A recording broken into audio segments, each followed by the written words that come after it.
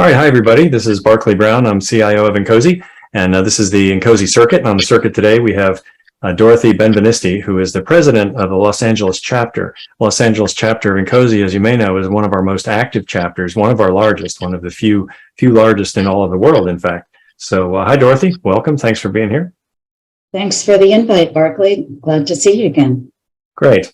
So the main thing to talk about is the Los Angeles chapter achieved quite a prestigious award last year. What was that all about?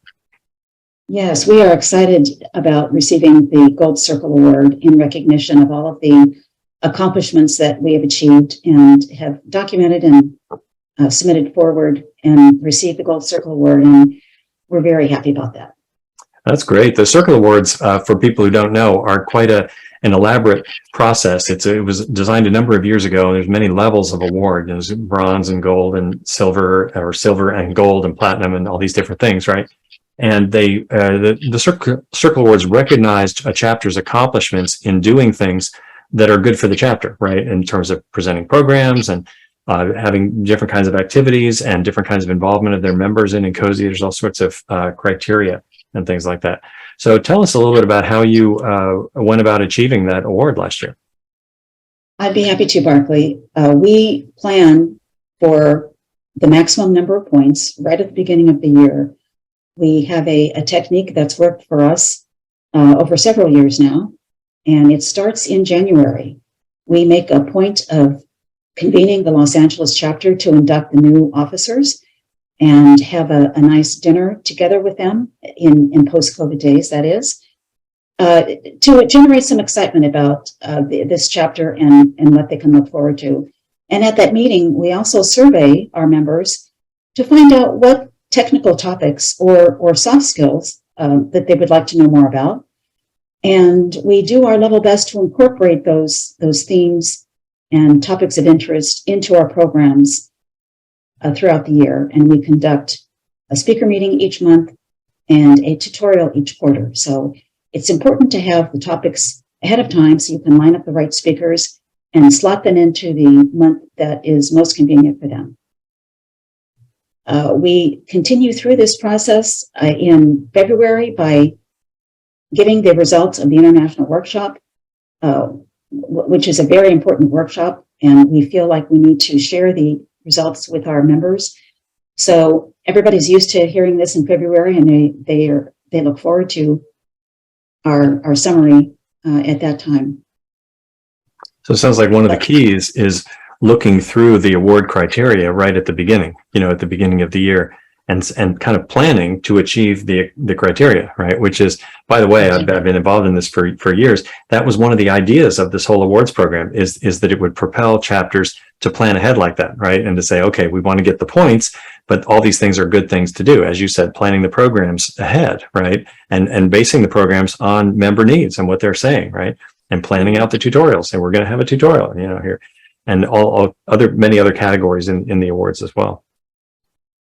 And I also want to add that we pick the speaker that has the most expertise in the topic and ask him or her to summarize the technical topic and then to ask for questions at the end. So we're vitally interested in making sure that the speaker answers the questions from the audience, and they always have lots of questions. In fact, sometimes the question and answer session is the most robust, most exciting part of the meeting, because people who are technically adept have different points of view. So it's very important to share techniques and tools and ideas with your fellow INCOSE members, in our opinion.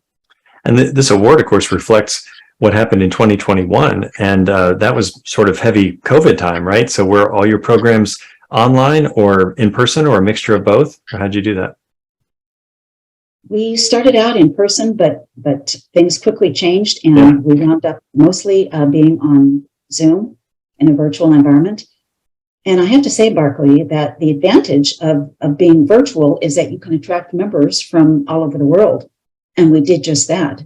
And in fact, as international and national members joined our speaker meetings, they actually decided to join our chapter, which of course is perfectly fine. Anybody can join any chapter in INCOSE. So we're really excited about expanding our reach beyond just the Los Angeles area to other states and other countries. It's very interesting. It almost changes kind of the concept of what a chapter is, where it used to be sort of locked into a certain geography, but with technologies it can expand. And in fact, you're doing some interesting things this year, right? In expanding out into other surrounding areas in California and others in some of your educational activities this year. Tell us about that. Yes, we are in collaboration with the San Diego chapter offering 2 cohorts for SE exam prep. It's a 15-week course. It's free of charge. We have a cohort in the lunchtime and one in the evening. And our point is to make sure that we provide the technical expertise based on our knowledge, based on systems engineers who have achieved a CSEP or an ASEP, have passed the exam, and can carefully point them in the right direction without revealing the questions, of course. But it's important to understand things like the N-squared diagram. And if you know what that N-squared diagram is supposed to do, that can actually help you study for the test and pass the test. So we've done that for a couple of years now, and we look forward to doing it again in 2023. So watch the space. We will be advertising for cohort members early next year. That's a great thing too. And people are always asking us, how do I prepare for the SEP exam, right? And we can say, well, just read the handbook, but sometimes that's not the only thing, right? You can get more by being with people, learning from others' experience, discussing things like that. So that's a great thing for a chapter to do. Very good. Well, let's see, circling back to chapters, let me ask you this. So, Los Angeles has always been kind of a leadership chapter in terms of activity level and what you're doing. And so certainly appropriate you get one of the highest awards, it should be, right? But what would you say or recommend to other chapters, whether they're like smaller chapters or bigger chapters, from your experience, what kind of things would you recommend if they want to get an award or they just want to be a good chapter? I would recommend that you plan in advance the speakers and the topics that you would like to present to your members. Maybe you don't do it monthly, maybe you do it every other month, but plan in advance so that you have an idea of how much work and how many people you're going to need. And then I think everybody's always interested in working group updates. Each year, Ann Hodges talks to us about her updates for the systems engineering and early stage R&D working group. And we know her and her work, and we always have ideas and feedback for her. So she's always excited to come to our chapter. The same thing with requirements. Tammy Katz does a bang-up job with requirements and documents to help people develop requirements. And a lot of people in our chapter know about this, and they're interested to find out what's new. So every year we have Tammy come in and tell us what her latest point of view is about requirements. And that point of view does change over time.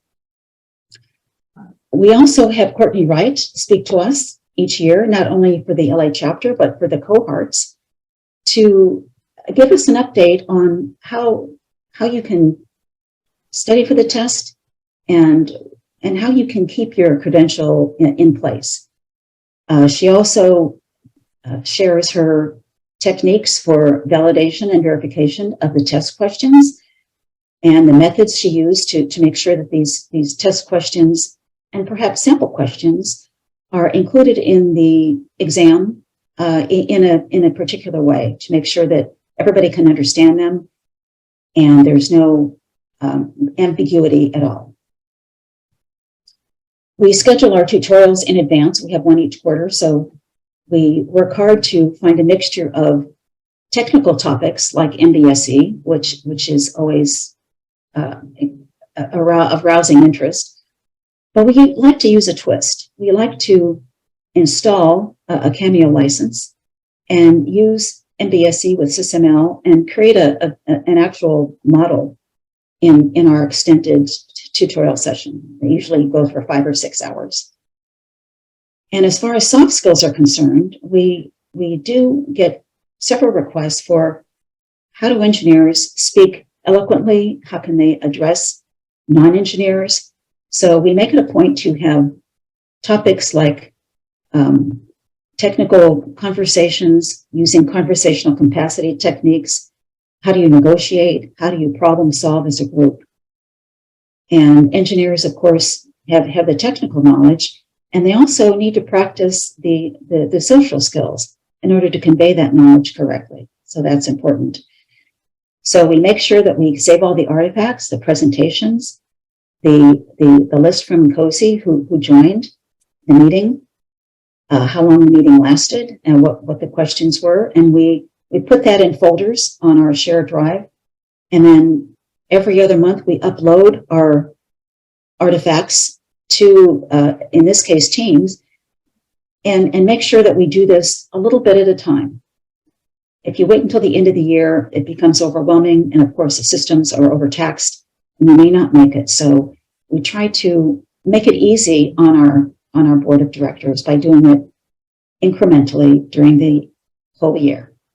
Very good. So good advice for chapters for anybody to follow in guiding chapter from Dorothy Benveniste, president of the Los Angeles Chapter, one of the leading chapters in INCOSE. Thank you very much for being on the circuit. I'm Barclay Brown. We'll see you next time. Thank you.